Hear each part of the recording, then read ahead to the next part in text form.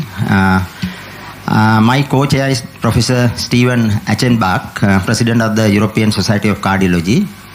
It is with great pleasure I chair this first ever symposium of Sri Lanka College of Cardiology and European Society of Cardiology.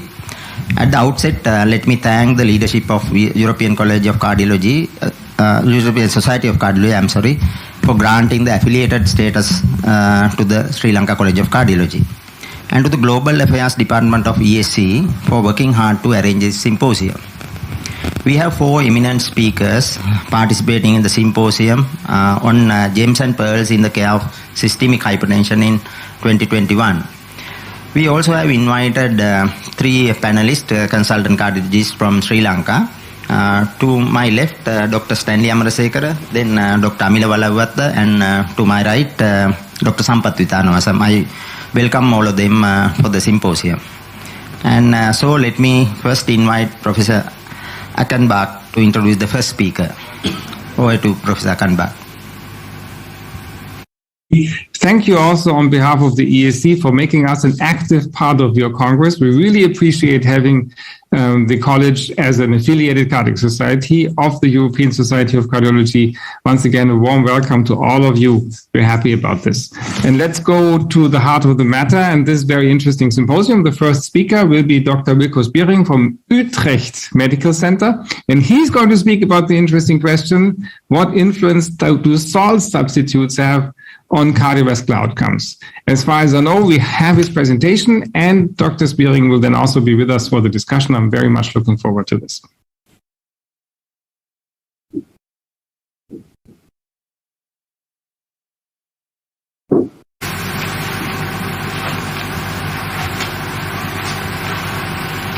I'm sure it's just a matter of a few seconds until the directors will. So thank you for the introduction, and I'm honored to present this presentation on salt substitutes and cardiovascular outcomes. So while preparing this presentation, I found this picture on the internet, which is on a meeting that was held in Sri Lanka 1 year ago on the so-called National Salt Reduction Strategy. And this was a meeting where key restaurants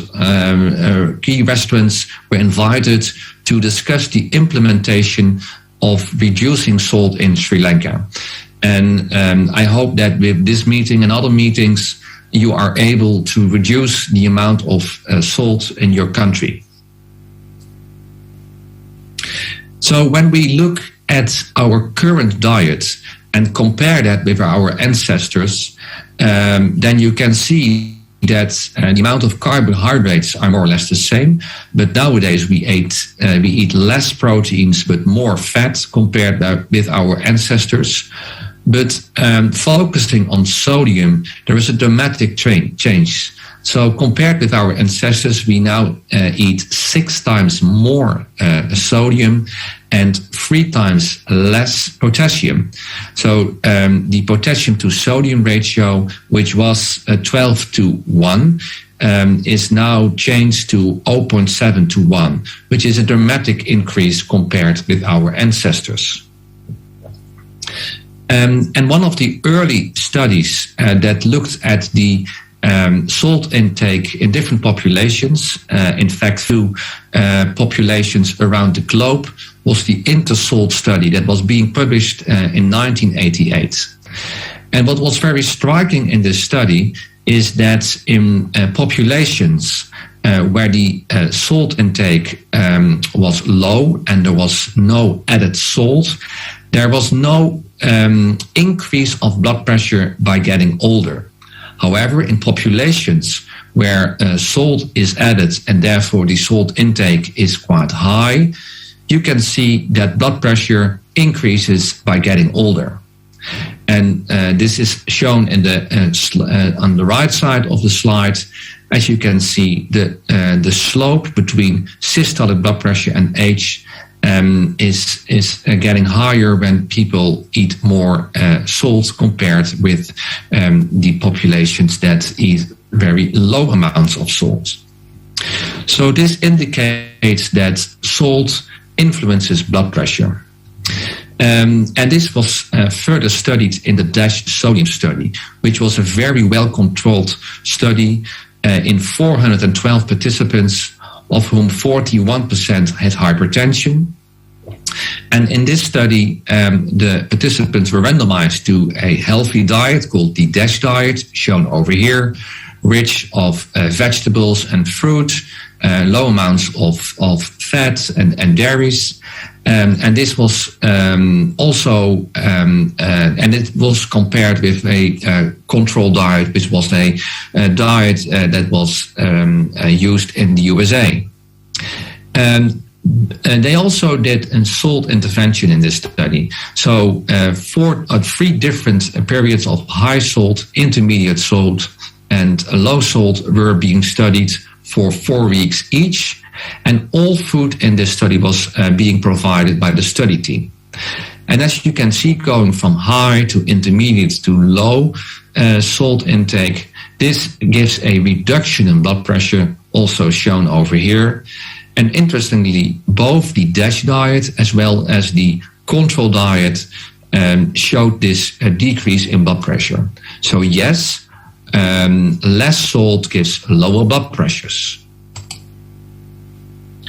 Then the question arises whether sodium intake increases your cardiovascular risk.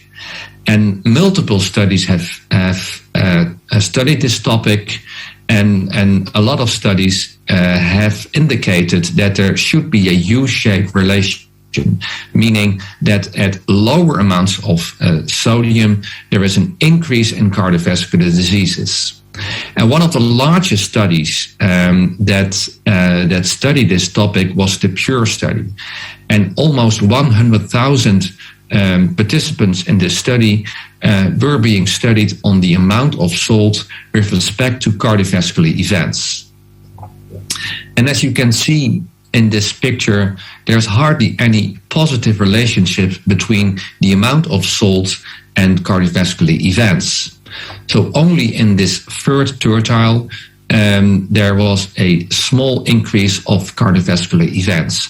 And the investigators concluded that sodium intake was associated with cardiovascular disease and strokes only in communities where mean intake was greater than 5 grams per day. A strategy of sodium reduction in these communities and countries, but not in others, might be appropriate.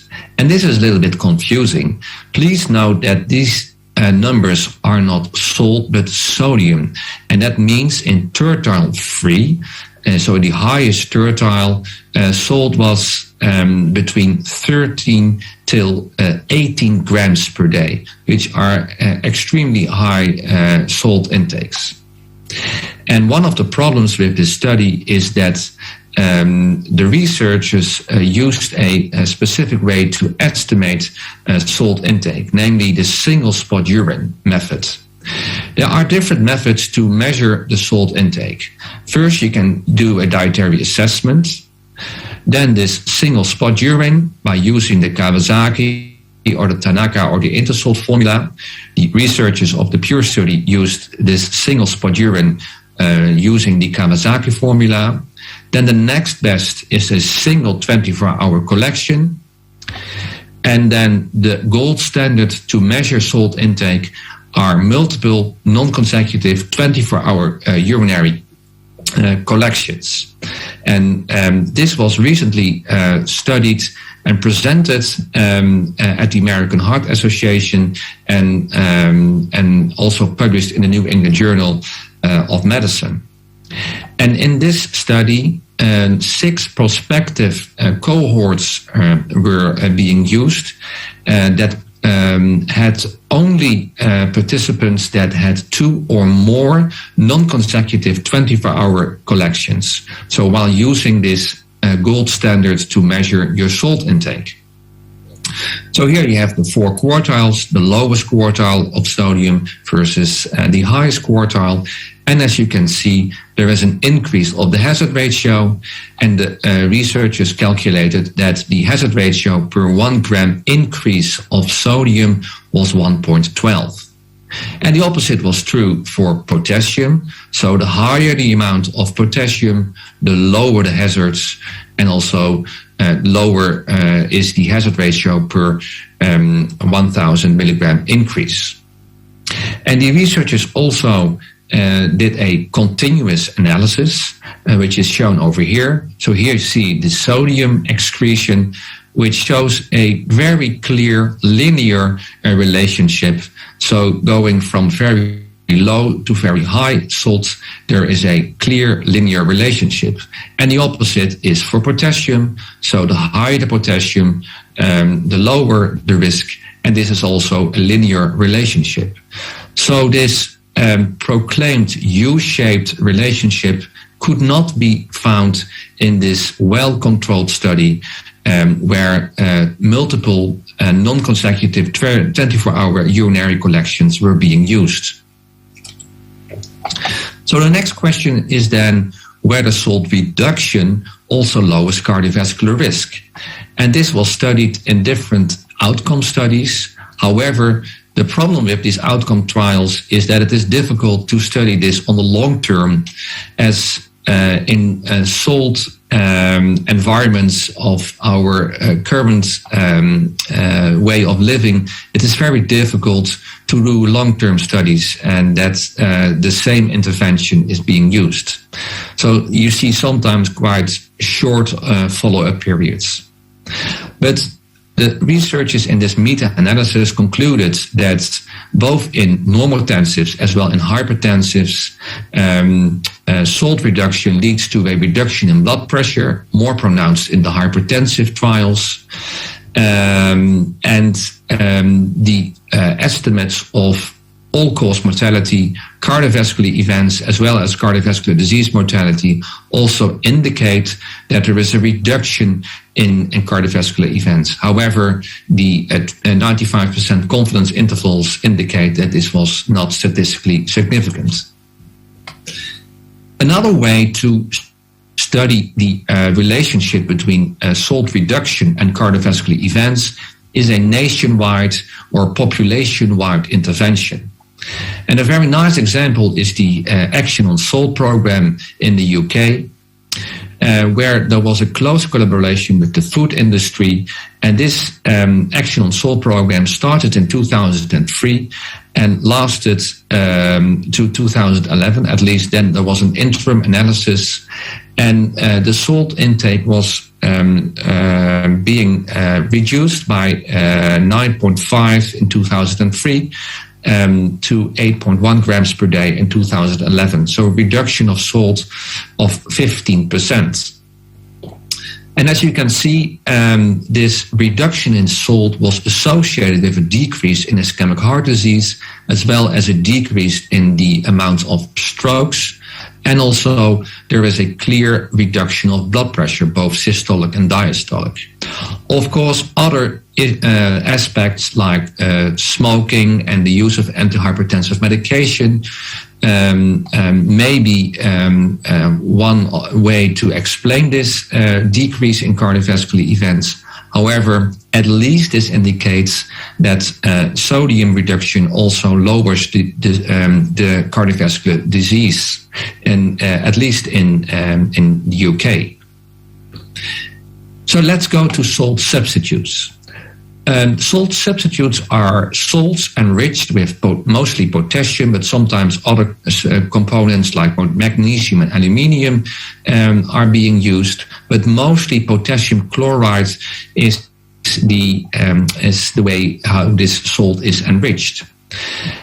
So when potassium is less than 30%, then this has no effect on taste. And higher amounts of potassium can give some issues when users report a so-called metal taste. And one other issue is that potassium-enriched salts are more expensive than traditional salts, so around 50% more expensive. Then the question is, does a salt substitute lower blood pressure? Well, this is being studied in different intervention studies, and this is a meta-analysis of 6 different intervention studies indicating that salt substitutes lower both in hypertensive subjects as well as normotensive subjects, both the systolic blood pressure as well as the diastolic blood pressure. And this was more pronounced in trials where there were less than 300 participants. But at least this also indicates that salt substitution lowers blood pressure. And this is being confirmed in a very nice population-wide intervention, the salt substitution study in Peru. And this study that was published in Nature Medicine last year, the region of Tumbes, which is in the north part of Peru, near the border with Ecuador, there was a very interesting intervention. So 6 different villages were being selected in a stepped wedge cluster randomized trial. So here, cluster A, village A, starts with the salt substitution already at the beginning, and for example, village F, the intervention was started at the very late time. And so you have this stepped wedge approach to study the intervention in all these villages. And the following was being randomized. What the researchers did is that they went to the villages, all salt that was being used was taken away, and this was replaced for free with a potassium-enriched salt. And the salt contained 25% potassium chloride. Not only in the households, but also in local food stores, restaurants, bakeries, everywhere in the villages, the salt was being replaced by this salt substitution. And what the researchers found in this study is that indeed the blood pressure was lower in the intervention arm compared with the control arm, both for systolic as well as for diastolic. So on average, the systolic blood pressure was minus 1.29 systolic and minus 0.76 for diastolic. But interestingly, also the normotensive subjects in the study had a 50% reduction to develop hypertension in this intervention. So yes, salt substitution in the population-wide way can lower blood pressure. Then the next question is, does salt substitution also lower cardiovascular risk? And this was being studied in a Taiwanese study. So 1981 veterans that stayed in retirement homes participated in a trial where the kitchens of these retirement homes were randomized to potassium-enriched salt. And this salt contained a high amount of potassium chloride, 49%, or to regular salt. And the follow-up in this trial was 31 months, and the outcomes were cardiovascular mortality and secondly, medical expenditure. And what the researchers found that there is indeed a 41% reduction in cardiovascular mortality in the potassium-enriched salt group compared with the control group. And also medical expenditure was lower in the intervention group compared with the control group. And then I would like to end my presentation with discussing the salt substitute and stroke study, the SES, because this was the largest study ever done on salt substitution and that studied the effects on the cardiovascular events and death. And in this study, this was a pragmatic, unblinded, cluster randomized trial. Patients with a history of stroke or having an uncontrolled hypertension and being older than 60 could be included. 600 villages in rural China were selected, and the intervention was a salt substitute that contained 25% potassium chloride or regular salt, which means 100% sodium chloride. And this is the flowchart of the study. And as you can see, almost 21,000 participants in these 600 villages, randomization to the intervention and to the regular salt. And as you can see in this flowchart, the follow-up of all the events was very good. Almost 100% of the events could be traced. So very well executed. So the baseline characteristics of the participants are shown in this baseline table that was already published a few years ago. And here you see the age, which is about 63 years old. In general, patients were using around 11 grams of sodium and 1.4 grams of potassium. And these patients were very high-risk patients. So 73% of the patients had a history of stroke, and also uncontrolled hypertension around 60%. Then the effects on blood pressure in this salt substitution study. So you can see that there is a clear reduction during the 60 months, so 5 years of the intervention, of -3 of systolic and around -1 millimeter of mercury reduction in diastolic blood pressure. And the effects on sodium and potassium intake are shown over here. So on average, there was a 15 millimole reduction in sodium. That means around 900 milligrams of salt that was lower during the intervention. And the potassium indeed showed an increase. And this 21 millimoles equals around 1.5 grams potassium that was higher during the intervention. And the outcome, the primary outcome in this study was stroke, which is shown over here. And the rate ratio was 0.86 for stroke. And also secondary endpoints like major adverse cardiovascular events, and death from any cause showed a clear reduction in the intervention group of salt substitute compared with regular salt. One safety issue was hyperkalemia, but it was found that there was no difference between the two groups. And as you can see on the right side, the lines for the incidence of stroke seem to run apart somewhere between the 12 and 24 months.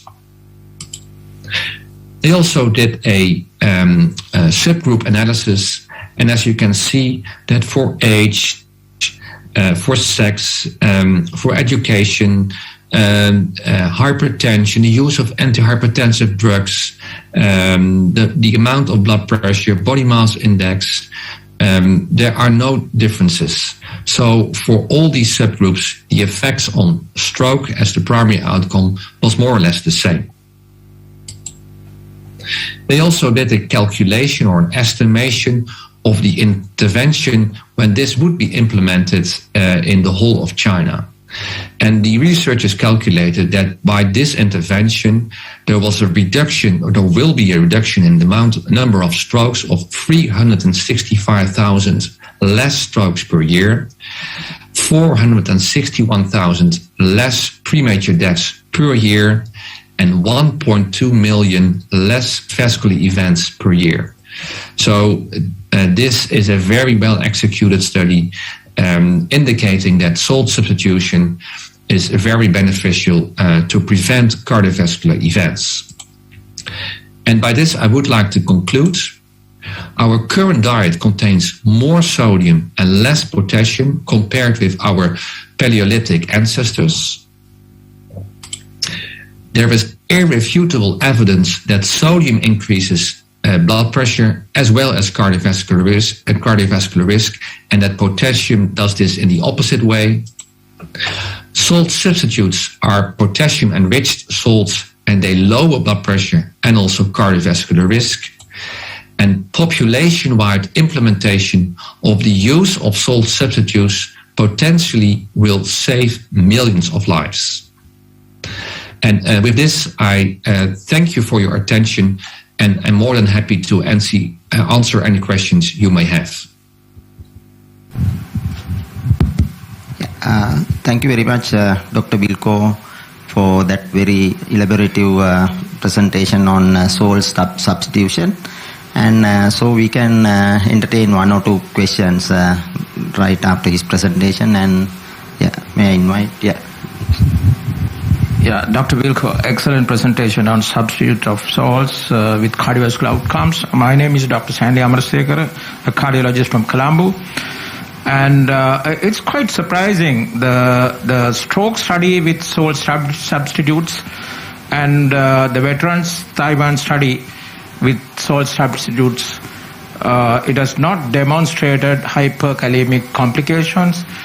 And in your clinical practice, for reduction of salts to your patients, which way you practice? Is it just requesting them to refrain from or reduce the salts, or you prescribe salt substitutes? And what are the dangers and how do you get out of this?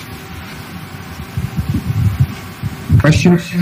I do not prescribe salt at all, so I think that we should really try to eliminate the amount of salt in our diets. And with respect to the hyperkalemia, I think the clear answer is that at least in the CES study, this was not measured on a regular basis. So it could be that in between there were some issues with patients that had, for example, renal failure and developed severe hyperkalemia. But out of the eye, they did not find a difference between the groups. But I think before you can implement this in the population, we should learn more on safety issues with respect to patients that are at high risk of getting hyperkalemia. But in the general population, this number of patients is, of course, very low. You recommend serum electrolytes prior to salt substitutes, or recommending them, or to change over any AC inhibitors or anything which retains potassium, or how would you like to comment on it? Yeah, so the authors of the CES study highlighted this was a very pragmatic study, and therefore they didn't want to do all this in-between measurements. However, as we have now this discussion on potential hyperkalemia, it may be interesting if we have learned whether this was really an issue. But I think the real answer is we do not know this. And again, we should be careful in patients with renal failure and using RAS blockers that are potentially at high risk for getting hyperkalemia. Thank you. I think, thank you very much, Dr. Wilco. I think we will come back at the end of the session for more questions. And let me introduce